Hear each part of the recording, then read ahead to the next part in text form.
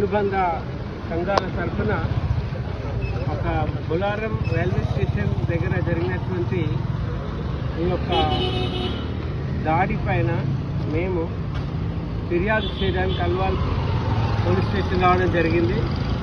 అక్కడ ముఖ్యంగా బెతెస్డా చర్చ్ వాళ్ళు అక్కడ ఒక కార్యక్రమానికి వెళ్ళి వస్తున్నప్పుడు వాళ్ళను అడ్డుకొని వాళ్ళను భయభ్రాంతులకు గురి చేసి క్రైస్తవ సాహిత్యాన్ని వాళ్ళు బైబిల్స్ని కరపత్రాలను తీసుకొని వారిని గట్టిగా భయభ్రాంతులు చేసి ఆ వ్యాన్ను కాల్ చేస్తామని చెప్పారు.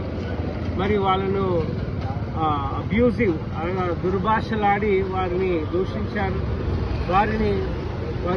వారి యొక్క మత విశ్వాసాలను కూడా వారు తృణీకరించారు, వారి మతాన్ని కించపరిచారు. కాబట్టి ఆ విషయంలో వీరిని మేము కంప్లైంట్లో వారి యొక్క విషయమై చర్య తీసుకోవాల్సిందిగా స్థానిక మరి SHO అయినటువంటి సిఐ గారిని రాహుల్ దేవ్ గారిని కలిశాం.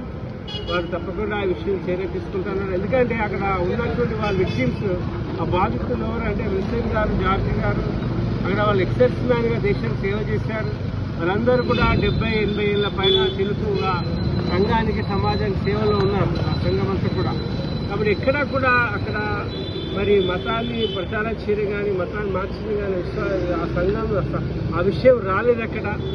కాబట్టి మీరు అందరూ క్రైస్తవ సమాజం మరి యొక్క కేంద్ర ప్రభుత్వం, రాష్ట్ర ప్రభుత్వాలు కూడా ఈ విషయమై స్పందించి ఒక ప్రత్యేక చట్టాన్ని చేయాలి. ఇట్లాంటి దాడులు ఇంత ముందు జరగకుండా చర్య తీసుకోవాల్సిందిగా మా యొక్క అసోసియేషన్ తరఫున కోరుతూ రేపు మేము మరి ఉన్నతాధికారులను కలవడానికి కూడా ముందుకు వెళ్తున్నాం. కమిషనర్ గారిని, డిస్ట్రిక్ట్ గారిని, డీజీపీ గారిని కలవడానికి వెళ్తున్నాం.